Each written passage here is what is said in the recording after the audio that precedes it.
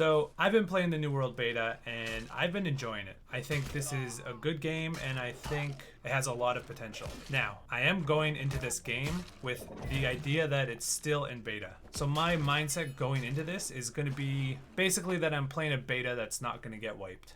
And I'll explain later which aspects of the game I think are in beta, because I think some aspects of the game are really good and some still feel like they were rushed, like there were corners cut, just that it's a beta and that we're playing a beta still. But that's just kind of how the video game industry is right now. A lot of games get released while they're in beta before they probably should get released. And with Steam Early Access, and it's just more common practice that games get released in this state. So I wish it wasn't this way, but it's just kind of how it is. And the team working on this game right now have proven that they can make big changes within small amounts of time. So I feel like in 6 months to a year, this game is going to be a lot different, and hopefully a lot different for the right reasons. Now onto the game. So when you're leveling, obviously you're doing a lot of quests, and the way they have quests set up in here, you get most of your quests from boards within the city and your faction, and it's very streamlined. It's very easy to know where to get your quest and then where to do your quests, and there's a pretty good pacing to finishing your quest, handing it in, and repeating the process as you level up.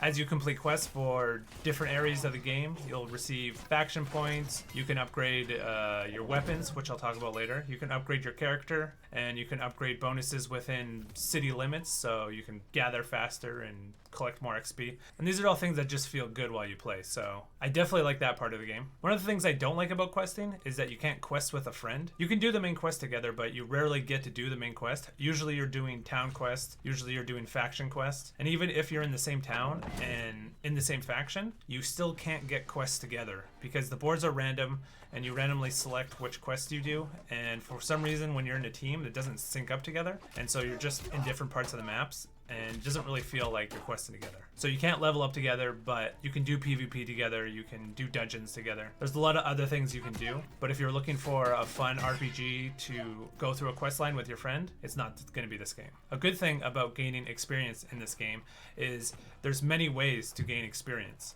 You can go to a forest and chop down a bunch of trees, which is pretty satisfying because all the trees fall and they don't regrow right away. So you can kind of see an area where you've cleared out. Once you collect all those resources, you bring them back to town. You can do different things with them. You can craft them into better items. You can sell them to buy better items.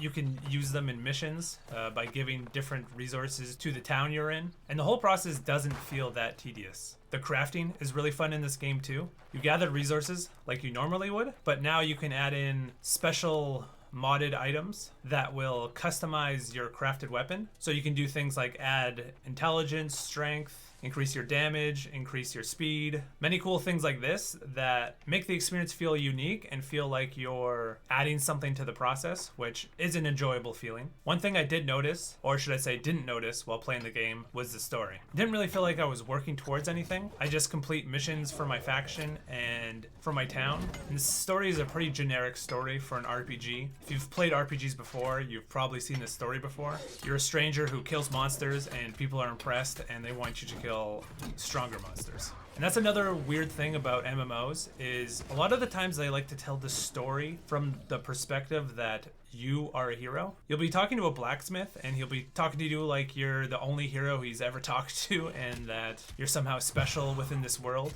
Meanwhile, people are walking behind you that are double your power, have way better gear on, look way more badass, and have killed way more monsters within the world. It just doesn't really make sense, but I get what they're going for, and this is something people like in these kind of games, but it always just takes me out of it. The graphics look really nice. The lighting is really nice, and everything around you just does look pretty polished. Now, they did go for a more realistic look, which can be a disadvantage in the future as it starts to look a little more dated, but this can be improved with visual updates, so I'm not too worried about that. But there are areas in the visuals that do seem lazy and do make it feel like it's still in beta. Things like a lot of the monsters are reused for boss skins, so you might fight a bunch of pirates and then you'll fight the same pirate, but he's bigger. It just feels like they didn't have enough time to make more unique skins, so a lot of things are reused. I'm sure down the line they'll add more skins and more unique things as they have more time to update the game, but right now it does feel like like they cut some corners and gives off those beta vibes. Now onto the combat of the game. The combat is kind of like Dark Souls, but Dark Souls Light. It's a pretty simplistic version of that with the use of more abilities. Now there's a bunch of weapons you can choose from. I think there needs to be more weapon choices, but like I said, it's in beta basically.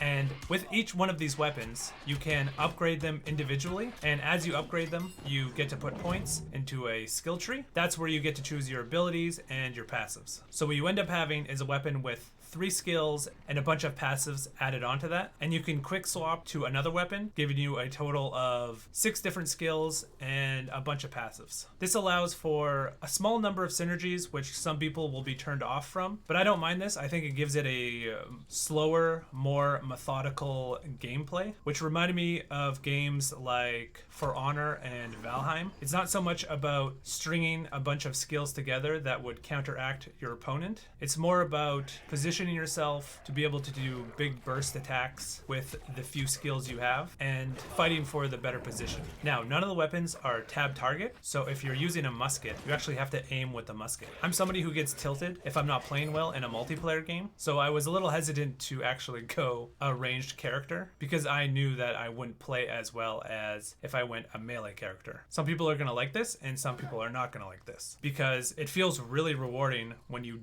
do that perfect play, but then it feels very punishing when you're just getting shot in the head 10 times in a row. But a downside with this kind of gameplay is that the gameplay needs to be perfect. It needs to be buttery. Everything you do needs to matter. And if you go for an attack and you think you're gonna hit the opponent and something weird happens, like they're too high above you or too far below you and you don't hit them, but you think you should have, that's gonna feel bad. And that's currently one of this game's weaknesses. And when you're fighting monsters in the world, some of the combat feels really rewarding, where you do the perfect combo and you hit the perfect skills and you dodge away at the right time. Those moments feel really good. But there's a lot of animations that don't really make sense in this game when you're fighting enemies. This is another part of the game that makes it feel like it's in beta. It feels like they kind of just gave up making some of these animations because some animations will be nicely telegraphed and you know what they're going to do, and then other animations come out of nowhere and just hit you. Because one of the downsides of this type of combat style is you can't interrupt your animations. So when you swing for the enemy, you can't roll out of the way until the animation is finished. So the fact that they have this in the game, but they have enemy types that have untelegraphed moves, it feels bad when you can't react properly to an attack. But overall, I still like the combat. I still have fun with it. I just hope this is one of the things that they improve on as time goes on. Another thing to know in this game is that there's no mounts, which I don't think is a big deal because the map is kind of small, so mounts would make it feel even smaller. But I feel like it would play better if there was a way to move faster just with your character. Maybe a sprint button or some sort of passive that you can choose from for different mobility skills, like a teleport or a charge, something just to move across the map faster with, because traveling around is still tedious and